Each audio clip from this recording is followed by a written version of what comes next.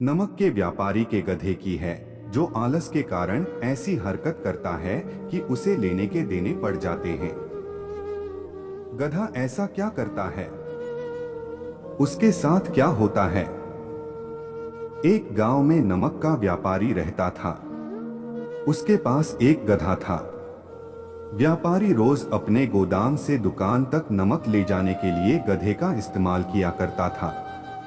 वह नमक को बोरी में भरकर गधे की पीठ पर लाद देता और उसके साथ साथ चलता हुआ दुकान तक आता था। व्यापारी का गधा आलसी प्रवृत्ति का था। काम से बचने के लिए वह नित नए उपाय सोचता रहता था। गोदाम से दुकान तक के रास्ते में एक नदी पड़ती थी, जिस पर एक छोटा पुल बना हुआ है। एक दिन नदी पर बने पुल पर चलते समय अचानक गधे का पैर फिसला और वह नदी में जा गिरा। नदी के पानी से नमक की बोरी भीग गई। जब तक व्यापारी ने गधे को पानी से निकाला, तब तक बोरी में भरा बहुत सारा नमक घुल चुका था। गधा जब चलने लगा तो उसे बोरी का भार बहुत कम महसूस हुआ और वह खुश हो गया। उसने सोचा कि अपने ऊपर लदा बोझ हल्का करने का ये बहुत बढ़िया तरीका है। अगले दिन वह जानबूझकर नदी में गिर पड़ा।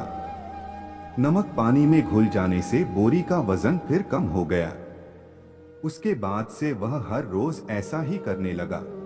रोज रोज गधे की ये हरकत देखकर व्यापारी उसकी चालाकी समझ गया।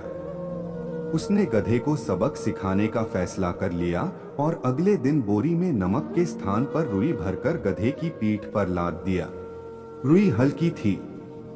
इसके बाद भी आलसी गधे ने सोचा कि क्यों न रोज की तरह नदी के पानी में गिरकर इस वजन को और कम कर लिया जाए। इसलिए वह जानबूझकर नदी में गिर पड़ा।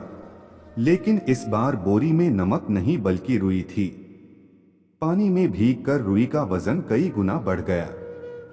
गधा जब उठकर चलने को हुआ तो इतने भारी बोझ से उसका बुरा हाल हो गया। उस दिन के बाद से उसने कभी आलस न करने का निर्णय किया। सीख, मोरल ऑफ द स्टोरी, आलसी गधा। एक, आलस का फल कभी न कभी मिल ही जाता है। दो, एक ही उपाय हर बार कारगर सिद्ध नहीं होता। फ्रेंड्स, आपको the lazy donkey story in Hindi कैसी लगी? आप अपने कमेंट्स के द्वारा हमें अवश्य बताएं। ये फूलिश डॉन्की स्टोरी इन हिंदी पसंद आने पर लाइक और शेयर करें। ऐसी ही और famous Aesop's fables story for kids in Hindi पढ़ने के लिए हमें सब्सक्राइब कर लें। थैंक्स।